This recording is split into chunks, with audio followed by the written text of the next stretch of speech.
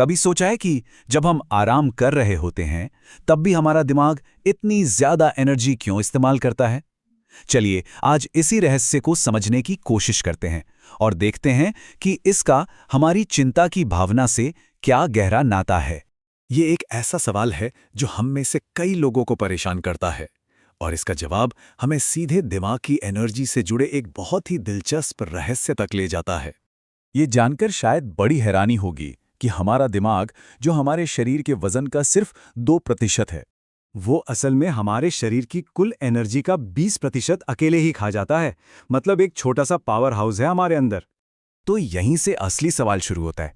अगर दिमाग कोई मुश्किल काम करते हुए और आराम करते हुए एक जैसी ही एनर्जी इस्तेमाल कर रहा है, तो जब हम कुछ नहीं कर रहे होते तब भी वो इतनी मेहनत क्यों कर रहा है? आखिर उस शांत दिखने वाले दिमाग के अंदर चल क्या रहा होता है?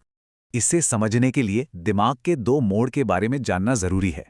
एक है एक्शन मोड, जिसे वैज्ञानिक टास्क पॉजिटिव नेटवर्क या TPN कहते हैं। ये तब एक्टिव होता है जब हम किसी काम पर पूरा ध्यान लगाते हैं। और दूसरा है ऑटो पायलट मोड, जिसे डिफॉल्ट मोड नेटवर्क या DMN कहते हैं, जो तब चालू होता है जब हम बस ख्यालों में खोए होते हैं। और हमारी आज की कहानी का हीरो यही DMN है।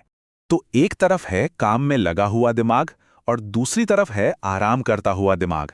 लेकिन सबसे हैरान करने वाली बात यह है कि दोनों ही हालतों में वो लगभग बराबर ही एनर्जी खर्च कर रहा है।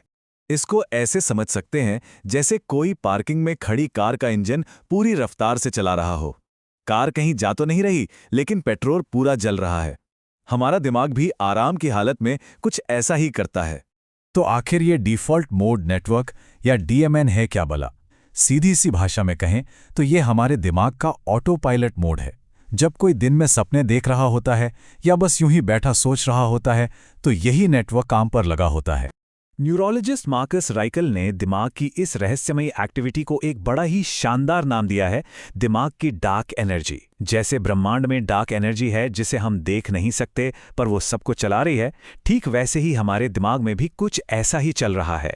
तो असली सवाल ये है कि हमारा दिमाग इस सारी डार्क एनर्जी का आखिर करता क्या है?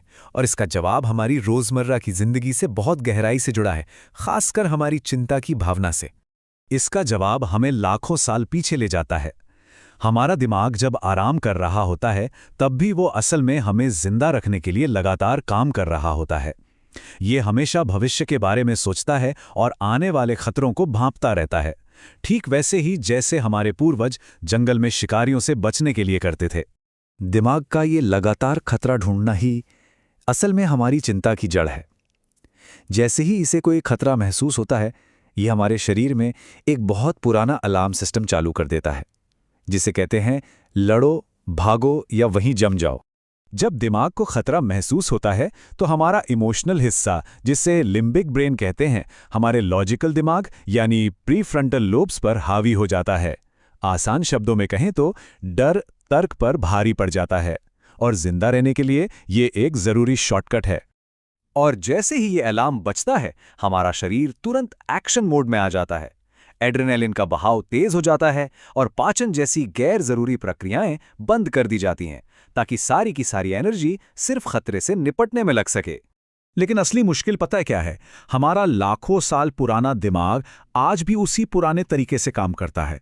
वो एक शेर के हमले और ऑफिस की प्रेजेंटेशन के बीच का फर्क नहीं समझ पाता। नौकरी का इंटरव्यू हो, स्टेज पे भाषण देना हो या बॉस से कोई मुश्किल बात करनी हो, हमारे दिमाग के लिए ये सब किसी खूंखार जानवर का सामना करने जैसा ही है। तो चिंता के कारण जो हाथ पैर ठंडे पड़ते हैं या पसीना आता है, वो असल में शरीर की तैयारी है लड़ने या भागने के लिए, भले ही सामने कोई असली खतरा ना हो। लेकिन जब ये इमरजेंसी अलार्म सिस्टम बिना रुके बजता ही रहता है, तो ये हमारे शरीर और मन को अंदर से खोखला करना शुरू कर देता है। और इसके नतीजे क्या होते हैं? नींद ना आना, पेट की समस्याएं और हर वक्त की थकान। और अब ये बात साफ हो जाती है कि क्यों कभी कभी बिना कुछ किए भी कोई पूरी तरह से थका हुआ महसूस करता है। ये दिमाग की वही डार्क एनर्जी है जो थका रही है। जब हमारा शरीर लगातार इस हाई अलर्ट मोड में रहता है तो इसका असर बहुत ही बुरा, यहां तक कि विनाशकारी भी हो सकता है। ये हमें अंदर से तोड़ देता है। तो सवाल ये है कि इस आधुनिक दुनिया में हम अपने उस प्राचीन दिमाग को कैसे समझाएं कि हर ईमेल या फोन की घंटी एक शेर का हमला नहीं है। हम अपने अंदर के इस शिकारी को शांत कैसे करें? ये एक ऐसा सवाल है जिसका जवाब हम सभी को ढूंढना होगा।